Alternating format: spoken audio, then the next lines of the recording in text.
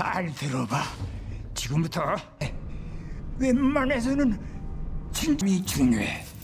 그 사람은 Hai Cinesider, balik lagi di Cineside. Di sini gue bakal ceritain alur cerita series biar kalian nggak usah capek-capek untuk nontonin semua episodenya. Dan kali ini gue bakal lanjutin alur cerita series dari Squid Game episode keempat. Dan tanpa berlama-lama lagi, mari kita mulai alur ceritanya. Di episode sebelumnya, Junho terus mengikuti jejak permainan misterius ini dengan menyusup ke dalam kapal dan menyamar sebagai petugas bertopeng. Sementara itu, Gi-hun dan peserta lainnya kembali ke arena setelah memutuskan untuk bertahan meskipun nyawa jadi taruhannya. Permainan kedua dimulai, yaitu permainan gulali dalgona. Setiap peserta harus memotong bentuk tertentu dari gulali tanpa merusaknya, dan kesalahan sekecil apapun langsung berujung kematian. Sang-woo yang diam-diam tahu permainan ini memilih bentuk yang mudah, sementara Gi-hun tanpa sadar memilih bentuk payung yang paling sulit. Episode 4 dibuka dengan pemain 111 berjalan dengan seorang petugas segitiga menyusuri lorong rahasia. Sementara itu, Gi-hun mulai mencurigai Sang-woo yang rela mengorbankan orang lain demi keuntungannya sendiri. Ketika Gi-hun dan kakek yang kembali ke tempat istirahat, mereka disambut oleh Sang-woo dan Ali. Meskipun Gi-hun memiliki kecurigaan terhadap Sang-woo, ia memilih untuk menahan demi menjaga harmoni kelompok mereka.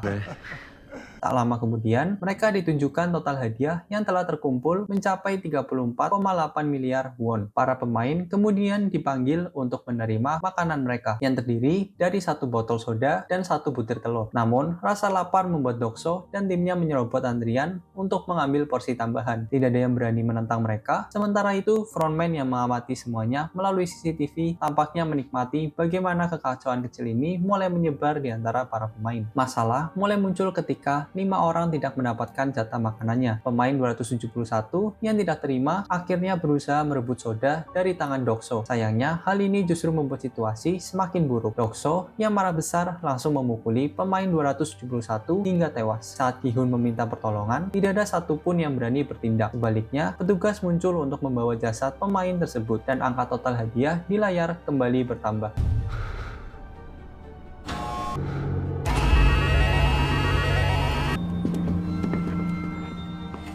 Sementara itu, Junho terlihat mengganti topengnya dengan topeng berbentuk kotak. Namun, penyamarannya hampir terbongkar. Beruntung, topeng kotak memberinya otoritas lebih tinggi. Di tempat lain, ternyata ia bertugas membantu mereka mengambil organ para pemain. Kembali ke tempat istirahat, Sang-woo meminta Gi-hun dan Ali untuk tidak tidur malam itu. Ia mencurigai Dokso dan timnya mungkin merencanakan serangan mendadak. Gi-hun pun memperingatkan kakek 001 untuk tetap waspada. Di sisi lain, Gi-hun melihat Sae-byok yang duduk sendirian. Tergerak oleh rasa iba, Gi-hun mengajaknya bergabung dengan kelompok mereka untuk menghadapi kemungkinan serangan. Di ruang rahasia, ketegangan meningkat saat salah satu petugas tiba-tiba muncul seorang diri. Ketika ditanyai, petugas tersebut ternyata adalah petugas 28 yang selama ini mengawasi gerak-gerik Junho. Pemain 111 yang telah mengetahui informasi permainan berikutnya segera mencari tim terkuat untuk bergabung. Ia mendekati tim Dokso, tetapi awalnya ditolak mentah-mentah. Namun, setelah memberitahu Dokso bahwa ia memiliki informasi rahasia tentang permainan selanjutnya, Dokso akhirnya menerimanya ke dalam tim mereka.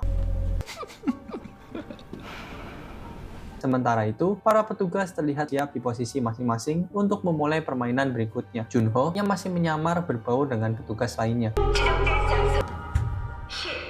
Saat malam tiba, suasana berubah menjadi mencekam. Lampu dimatikan, menandakan waktu tidur bagi para pemain. Dokso yang telah mempersenjatai dirinya memimpin serangan brutal terhadap pemain lain. Di ruang pengawasan, di tengah serangan brutal tersebut, Gi-hun melihat Sae-byok yang hampir terbunuh oleh Dokso. Untungnya, Sae-byok yang gesit berhasil meloloskan diri menggunakan pisau kecil yang ia bawa. Sementara itu, Gi-hun, Sang-woo, dan Ali berusaha melindungi satu sama lain sambil mencari kakek 001 yang menghilang entah kemana.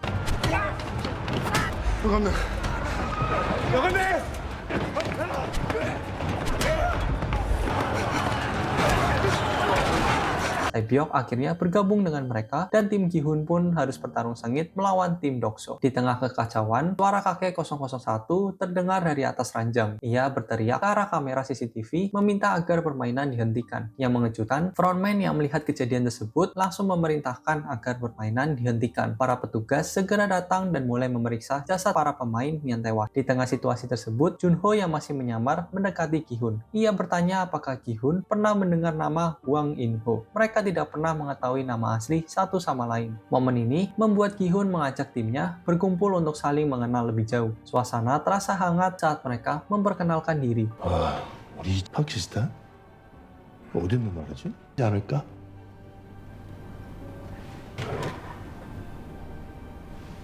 Tetapi giliran pemain 001 ditanya namanya, ia tampak kebingungan dan terlihat seperti mengalami lupa ingatan. 이름은 Di sisi lain, Dokso dan timnya membahas kejadian aneh di mana pembuat permainan seolah sengaja menciptakan kekacauan di malam hari, tetapi tiba-tiba menghentikannya tanpa alasan. Namun, diskusi ini tidak menarik perhatian Dokso, yang lebih memilih berbicara dengan Minyo. Hubungan mereka semakin dekat. Dengan Minyo, ia menggoda dan memastikan bahwa Dokso tidak akan meninggalkannya. Kemudian, keduanya terlihat berhubungan di toilet.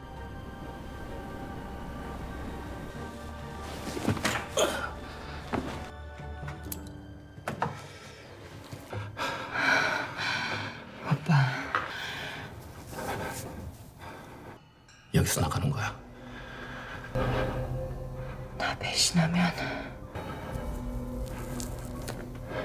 Junho kembali ke kamarnya, dan saat hendak mencatat sesuatu di bukunya, ia terganggu oleh suara batuk dari petugas di sebelahnya. Curiga bahwa suara itu merupakan kode Morse, Junho mencoba mengartikannya, dan ternyata benar bahwa pemain sebelahnya sedang memanggil dirinya. Keesokan harinya, Junho terlihat diam-diam mengikuti petugas 28, serta terus mencoba mengumpulkan informasi. Sementara itu, para pemain yang tersisa mulai berkumpul untuk persiapan permainan berikutnya. Kali ini, mereka diminta membentuk tim yang masing-masing terdiri dari 10 orang. Di sisi lain, Gi-hun dan Sang-woo mendiskusikan kemungkinan permainan yang akan datang. Gi-hun menyarankan untuk merekrut wanita juga. Siapa tahu permainan berikutnya membutuhkan strategi dan kelincahan.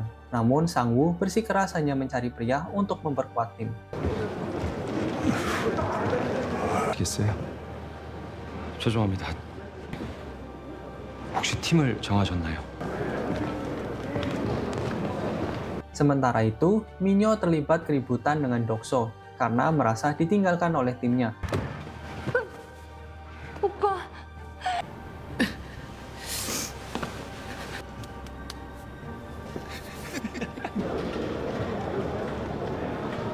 Meski awalnya Sang-woo tidak setuju dengan keberadaan Ji-young, Gi-hun berhasil meyakinkannya bahwa semua orang memiliki potensi. 그럼 일어나고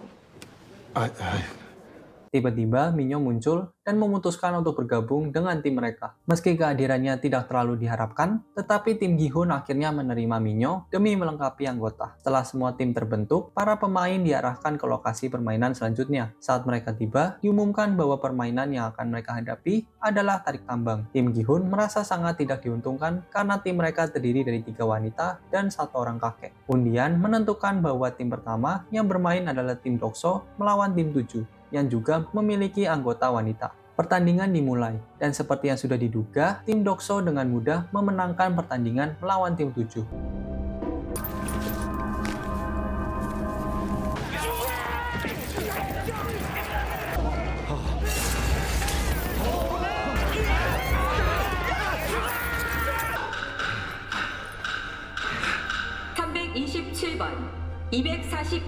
Para petugas segera mengangkut jasad para pemain yang kalah, termasuk mereka yang masih setengah hidup, untuk dimasukkan ke dalam peti mati, memberikan tanda salib pada salah satu peti. Kini giliran tim Gi-hun melawan tim lawan yang semuanya adalah pria. Situasi terlihat sangat tidak menguntungkan bagi mereka. 아쉽네. Namun, pemain 001 memberikan strategi yang mengejutkan dengan menyarankan mereka untuk berdiri dalam posisi yang seimbang dan menahan tali dengan kuat sambil berkuda-kuda. 들어봐. 지금부터 웬만해서는 진심이 중요해. 그 사람은 그리고 사람을 보나 기가 꺾여 보이면은 11자 똑바로 놔. Strategi ini berhasil menahan serangan awal dari tim lawan, yang kebingungan karena tidak mampu menarik tim Gi-hun. Saat tim lawan hampir terjatuh, Gi-hun dan timnya menarik tali dengan sekuat tenaga. Namun, momentum itu tidak bertahan lama. Tim lawan berhasil memulihkan posisi mereka dan mulai membalikkan keadaan. Sang-woo dengan cepat memberikan perintah kepada timnya untuk maju 3 langkah ke depan. Oke, sekian alur cerita dari Squid Game episode keempat. Tentunya bakal gue lanjut untuk episode 5 secepatnya. Dan nanti di akhir season, gue bakal kasih rating dan review dari gue. So stay tune sampai season ini berakhir. Bye-bye!